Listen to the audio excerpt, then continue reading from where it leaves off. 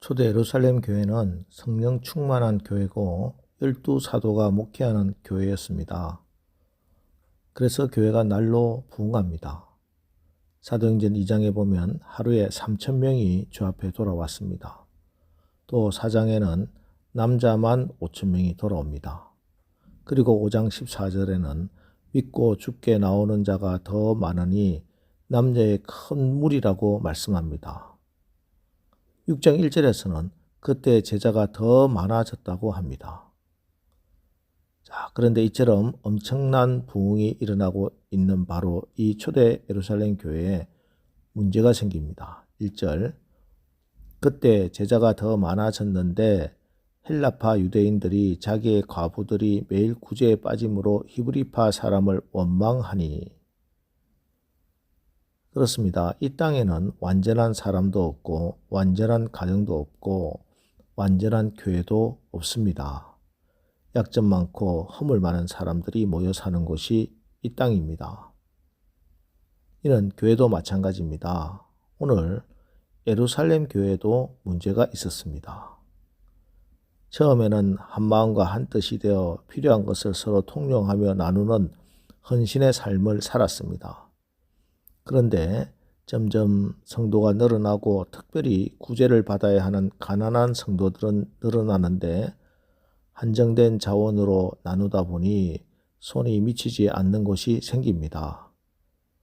혜택에서 제외된 사람들이 원망하고 불평이 생깁니다. 그 문제는 이로 인해 히브리파와 헬라파로 교회가 분열될 위기에 놓이게 된 것입니다. 이렇게 교회에 문제가 생기면 어떻게 해야 하겠습니까? 당회를 열고 임원회를 열고 회의를 하는 것이 아닙니다. 사도들은 이 일이 단지 구제의 문제, 행정의 문제가 아님을 즉각적으로 깨달았습니다. 그럼 뭐가 문제입니까? 2절, 12사도가 모든 제자를 불러 이르되 우리가 하나님의 말씀을 제쳐놓고 접대를 일삼는 것이 마땅하지 아니하니. 이 문제는 교인들의 문제도 아니고 행정과 구제 사역의 시스템의 문제도 아니라 사도들의 문제였다는 것입니다. 사도들이 하나님의 말씀을 선포하고 가르치는 일에 소홀히 하게 된 것이 문제의 핵심이었다는 것입니다.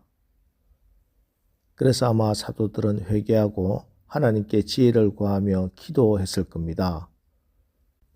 그리고 하나님이 주신 기도 응답은 사역을 분담하고 위임하는 것이었습니다. 말씀을 가르치는 것은 사도들이 하지만 교회의 행정적인 사역은 나눠야 함을 알게 됩니다. 그래서 교회 안에 일꾼을 세우게 된 것입니다. 그리고 교회 안에 일꾼을 세울 때 그 기준이 무엇인지를 밝혀주고 있습니다. 3절, 형제들아 너희 가운데 성령과 지혜가 충만하여 칭찬받는 사람 7을 택하라. 우리가 이 일을 그들에게 맡기고.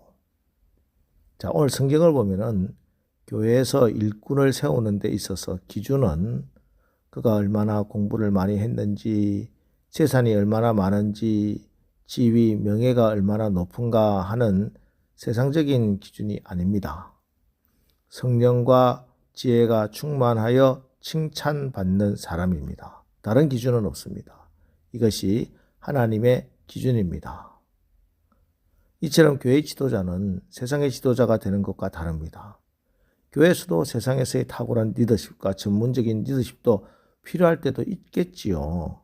그러나 그것만으로는 반드시 실패할 수밖에 없습니다. 왜냐하면 교회 지도자가 가장 먼저 갖춰야 할 것은 성령 충만함이기 때문입니다. 그렇지 않으면 세상적으로 사람들의 눈으로 보기에는 그럴듯한 것처럼 보일 수 있지만 하나님의 뜻을 이루고 하나님의 교회가 될 수는 없습니다. 오히려 그가 가진 전문성이 하나님의 일을 막을 수도 있습니다. 여러분, 하나님의 일은 하나님의 인도하심을 따라야 합니다. 말씀 충만하고 기도를 쉬지 않는 사람, 그리고 성령님의 뜻에 자신을 온전히 맡기는 사람, 순종하는 그 사람을 하나님이 사용하십니다. 그리고 성령 충만함과 함께 해야 하는 것은 지혜로움입니다. 어떤 분은 믿음도 있고 열정도 있고 마음도 순수합니다. 그런데 그 사람이 가는 곳마다 문제가 생기는 것은 지혜가 부족하기 때문입니다. 여기서 지혜는 인간적인 세상적인 지혜를 말하는 것이 아닙니다. 야고보서 3장 15절 16절 이러한 지혜는 위로부터 내려온 것이 아니요 땅의 것이요 정욕의 것이요 귀신의 것이니 시기와 다툼이 있는 곳에는 혼란과 모든 악한 일이 있음이라. 세상의 지혜는 정욕적이며 마귀적이라서 시기와 다툼이 일어납니다. 교회의 일꾼이 이런 지혜 가지고 있어서는 큰일 납니다. 우리가 구해야 하는 지혜는 위로부터 난 지혜, 하늘의 지혜입니다.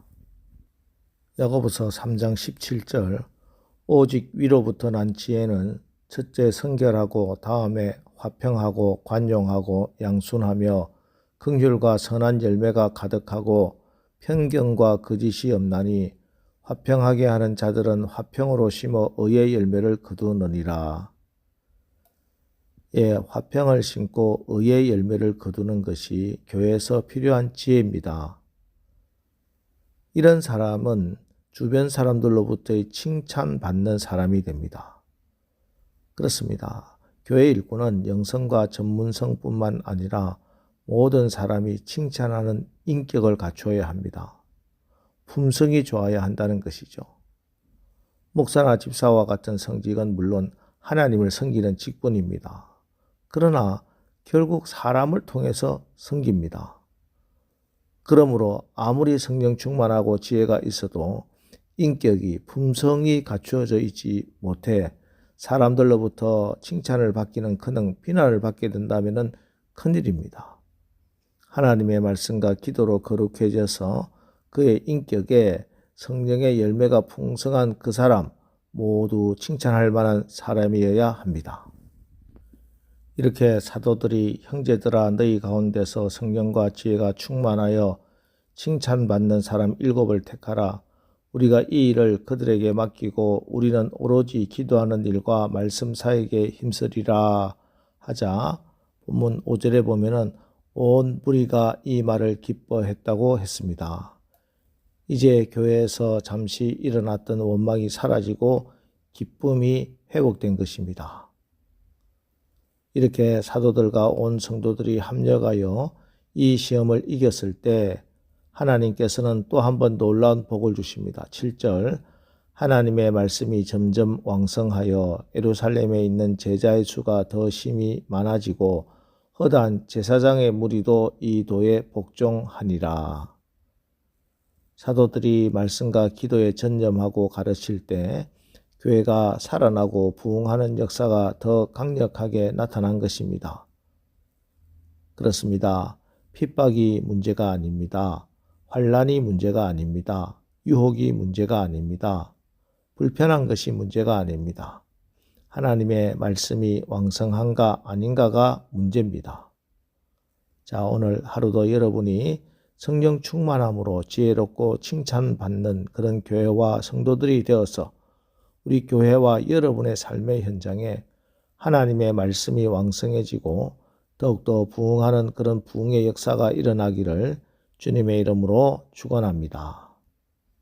기도하겠습니다. 하나님, 사탄 마귀는 우리의 심령과 가정에, 사업장에, 교회에 부흥을 막기 위해 모든 수단과 방법을 다 동원하여 우는 사자처럼 삼킬 자를 삼킬 가정과 교회를 두루 찾아다니고 있습니다. 이럴 때 우리가 더욱더 하나님의 말씀 위에 굳건히 서서 충성된 일꾼으로 쓰임받게 하옵소서. 기도와 말씀에 전념하고 한마음으로 성령 충만하여 주님의 몸된 교회를 섬기고 이 사회를 섬기는 아름다운 교회가 되게 하옵소서. 말씀이 왕성하여 이 지역에 있는 허다한 이방인도 다 복음에 복종하는 역사가 날마다 일어나게 하옵소서. 예수님의 이름으로 기도합니다. 아멘. 자, 이제 오늘 말씀을 붙들고 주여 오늘 하루도 우리가 성령 충만함으로 지혜롭고 칭찬받는 그런 교회, 그런 가정이 되어 하나님께 온전히 쓰임받는 하루를 살게 하옵소서. 우리 합심해서 기도하고 나가겠습니다. 우리 기도하겠습니다.